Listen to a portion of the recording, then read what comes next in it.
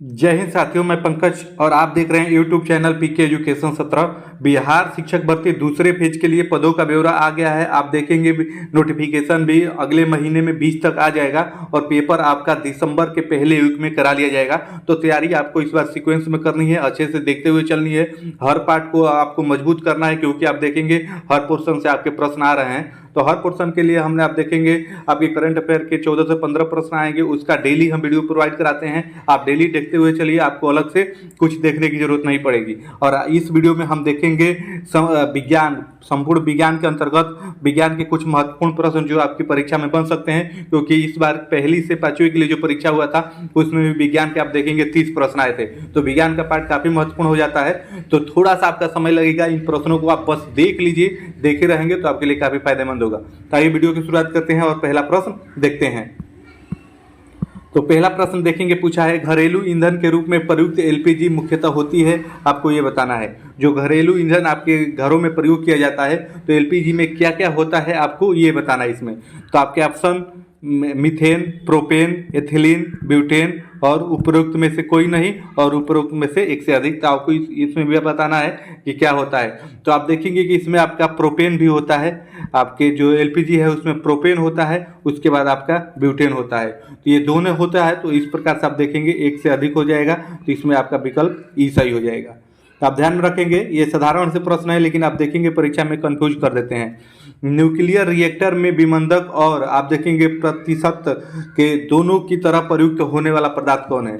जो आपका nuclear reactor होता है उसमें विमंदक और प्रतिशतक दोनों के रूप में प्रयोग किया जाता है, आपको ये बताना है। साधारण पानी, भारी पानी, द्रव अमोनिया, द्रव हाइड्रोजन, उपरोक्त में से कोई नहीं, उपरोक्त में से अधिक।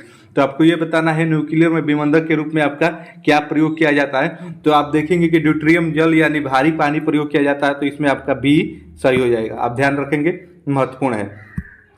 आइए आगे बढ़ते हैं और अगले प्रश्न को देखते हैं। निम्नलिखित में से किस युग्म में सही सुमेल नहीं है, अर्थात आपको गलत बताना है, इसमें कौन गलत है आपको ये बताना है।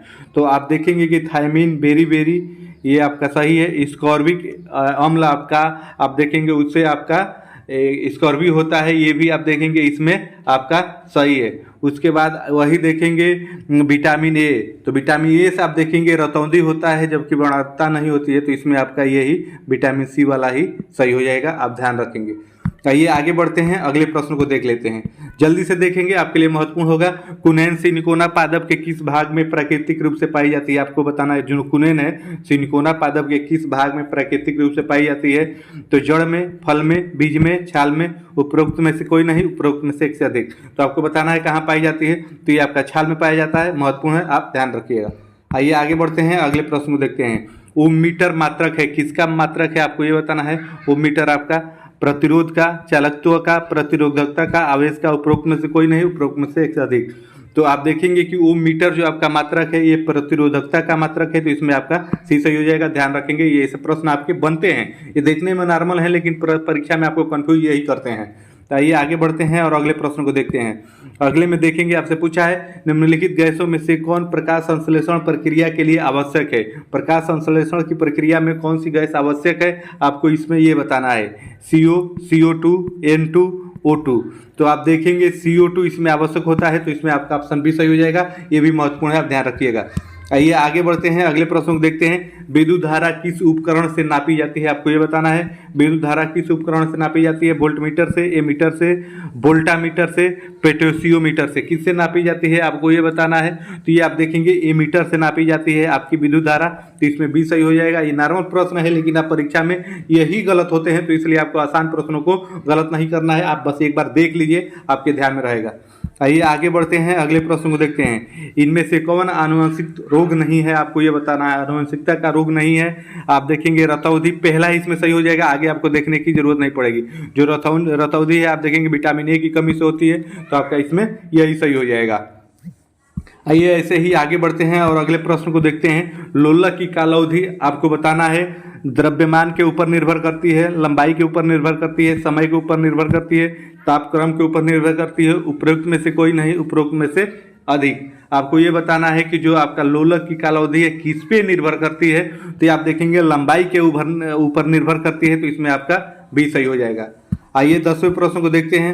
10वें में देखेंगे, आपसे पूछा है आधुनिक आवर्त सारणी में बाईं ओर उपस्थित इकलौती अधातु आपकी कौन है। जो बाईं ओर है आवर्त सारणी में एक ही अधातु है, आपको बताना है कौन है। हाइड्रोजन है, कार्बन है, हीलियम है, नियान है, उपरोक्त में से कोई नहीं, उपरोक्त में से अधिक। तो आपको बताना है वो कौन है। तो आप देखेंगे कि हाइड्रोजन होती है। तो ये रहे, आप देखेंगे 10 महत्वपूर्ण प्रश्न विज्ञान के। आप देखेंगे इसी प्रकार के प्रश्न आएंगे। तो ये हमारी सीरीज है, इससे आगे भी हम इसकी वीडियो अपलोड करेंगे। तो इसके लिए आप हमारे चैनल को सब्सक्राइब करके और हमसे जुड़ जाइए। हम हर पार्ट का आपका अलग अलग प्लेलिस्ट बना के वीडियो अपलोड कर रहे हैं। करंट अफेयर आपके लिए महत्वपूर्ण है, साइंस आपके लिए महत्वपूर्ण है, इतिहास आपके लिए महत्वपूर्ण है, संविधान आपके लिए महत्वपूर्ण है। आपको सारा कुछ ऐसे से पढ़ते हुए इस बार चलना है, तब जाके आप देखेंगे इस बार कंपटीशन भी ज़्यादा रहने वाला है, तो इसलिए महत्वपूर्ण है। तो आप चैनल को सब्सक्राइब करके हमसे जुड़ जाइए ताकि नोटिफिकेशन आपको समय से मिले और आप वीडियो थोड़ा सा समय निकाल के देख लीजिए, आपके लिए काफ़ी फायदेमंद होगा। इससे आपका रिवीजन भी हो जाएगा। तो जय हिंद।